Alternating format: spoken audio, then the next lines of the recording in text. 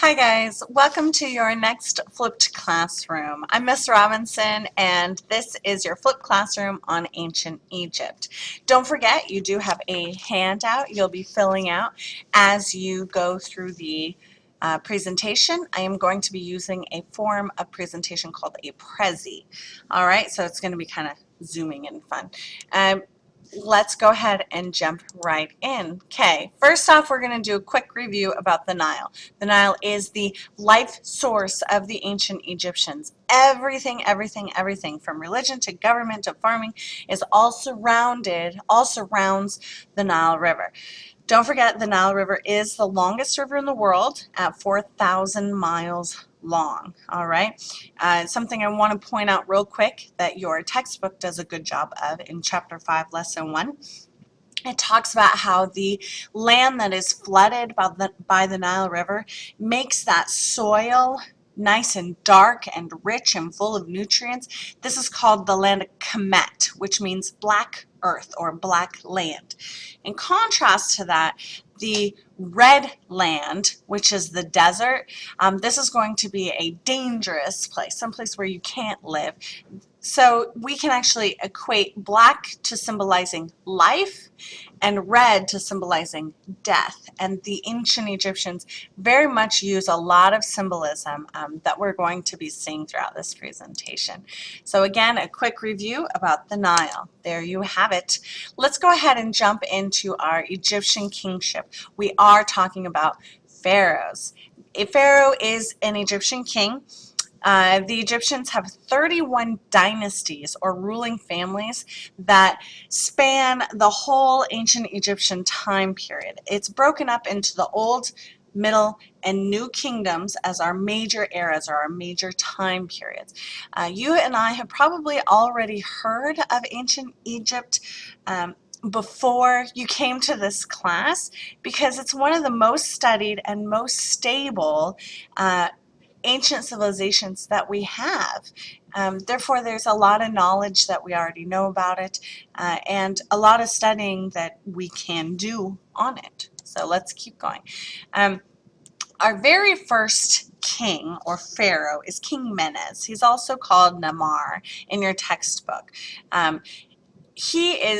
What he does to create the first dynasty is he unites Upper and Lower Egypt together. So the Upper Egypt in the south is symbolized by this bowling pin crown, and the upper portion of Egypt is symbolized by this red chair looking crown. All right. What King Menes does is he uses, again, symbolism of combining the two crowns to help demonstrate the unification of Upper and Lower Egypt as they're combined. And he does this through conquest. He does use military to combine them. But once they're combined, once they're working together, they stay together for the entire remainder ancient civilizations. Okay. The pharaohs do have absolute power.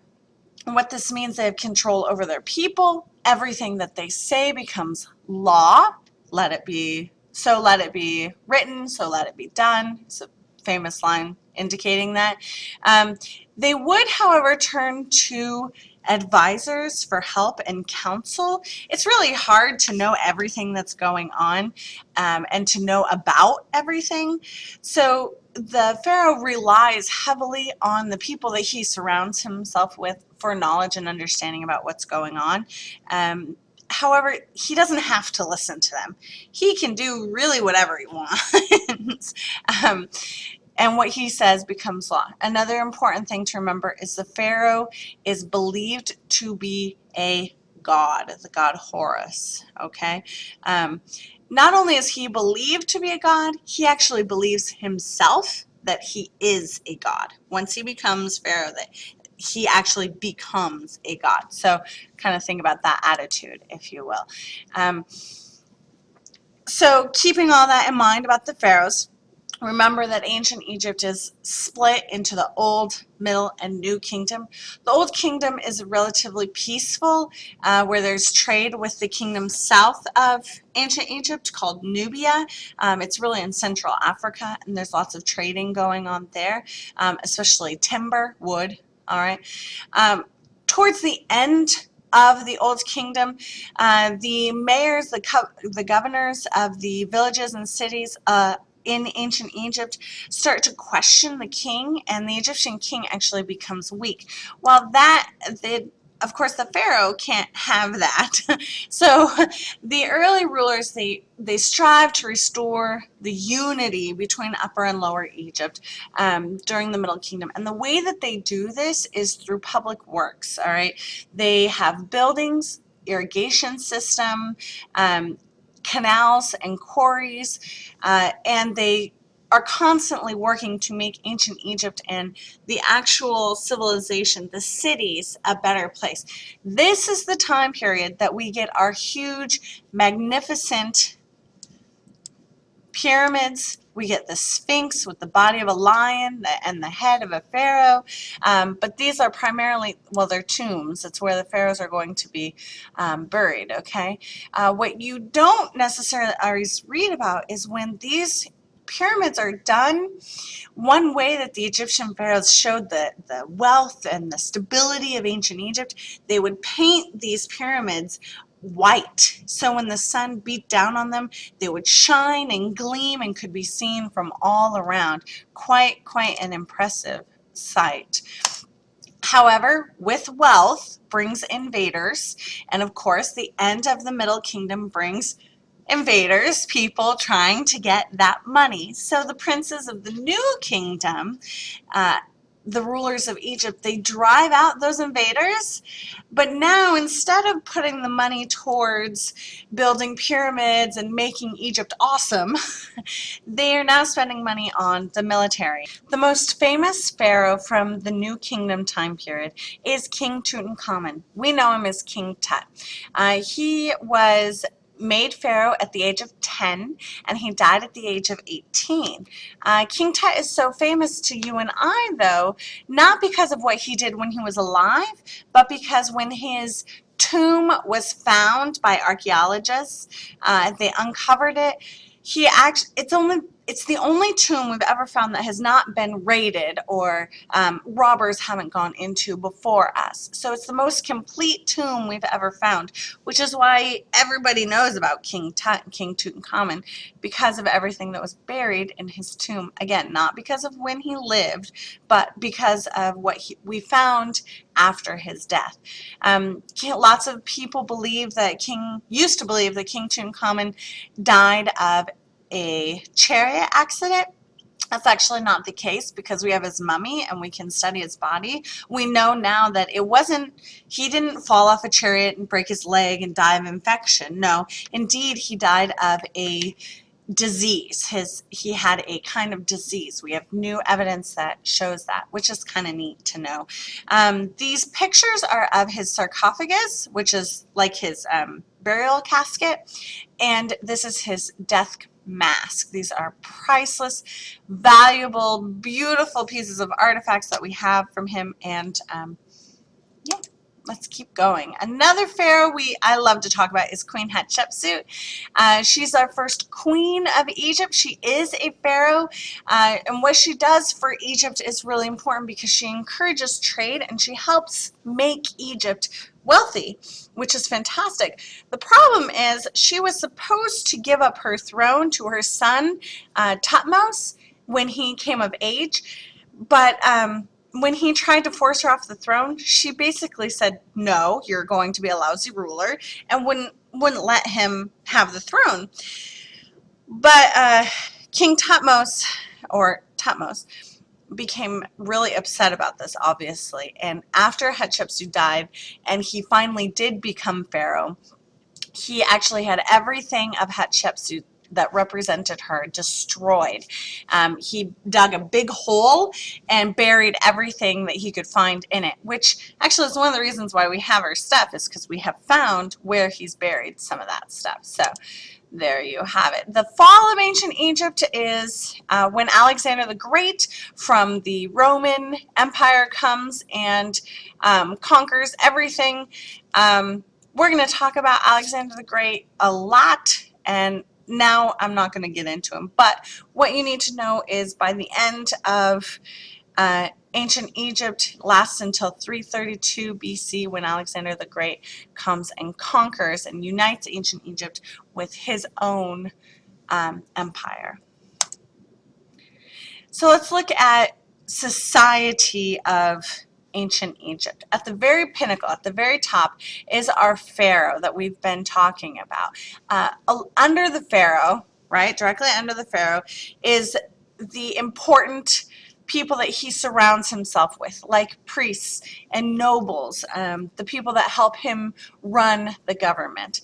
Underneath them is going to be the traders, the artisans, the shopkeepers, and the scribes. They're also important people, not as important as the priests and nobles. Underneath them, though, are the people that work the land, the farmers and the herders. Now, believe it or not, there's one more level underneath that, and that is our unskilled workers. These are people who don't have land, who don't have a trade, they just work. They could be slaves, but they don't have to be. This is where we would put slaves, though, down here, okay?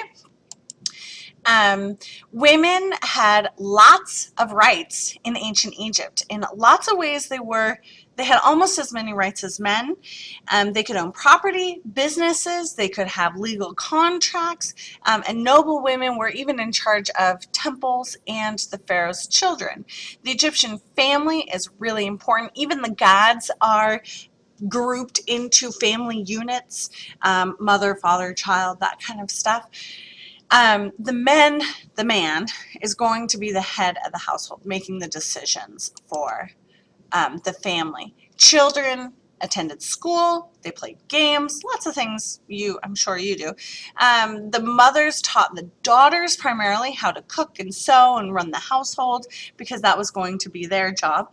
And then the fathers would teach their sons their skills. So if the father is a farmer, they're going to teach their son how to be a farmer. If the father is an artisan, they're going to teach the son how to be an artisan.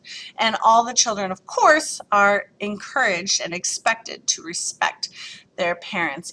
All right, so I'm running low on time, so I'm going to zoom through these last couple of slides. Of course, Egyptian religion is going to be incredibly important with polytheism, the belief in many gods. Egyptians early on each town had their own gods and goddesses that they worshipped with temples, but by the end of Egyptian society, or by the New Kingdom, even the Middle Kingdom, all Egyptians are worshiping all the different gods. The gods are depicted with human bodies and animal heads, and each one's responsible for a different aspect, explaining the world around them. The Book of the Dead is not actually a book. It's a nickname for a bunch of different magical spells written on scrolls, papyrus scrolls, as well as on the walls of tombs. There's been a whole bunch discovered, but the common theme of them is that they all help direct the soul of the dead person to the afterlife. That's why it's the Book of the Dead. They're directions, if you will, on how to get to the afterlife. If you were a good person, you would get a boat of reeds and you would get to sail down the Nile to your afterlife. Lots of people were buried as mummies. The soul would leave the mummy sometimes, but it would often return for food and offerings. The body is filled with salt and wrapped in linen, and the organs are stored in jars. We're going to talk more about mummies and pyramids later on. Pyramids usually took about 20 years to make because each stone had to be hauled into place on the pyramid, and the stones weigh a lot. Okay, so what is the gift of the Nile? The things like the papyrus, the things like watering the crops and irrigating and the fertile soil. Come up with a couple of things for number 11 about what the Nile does for the ancient Egyptians. The last thing I need you to do is return to Edmodo, watch the Brain Pop video, I have linked there, and on the back of your notes, please define 3 words. That is monarchy, flail, and dynasties. Again, monarchy, flail, and dynasties. You're going to find both to define all 3 of those words on the back of your page. Have a good one.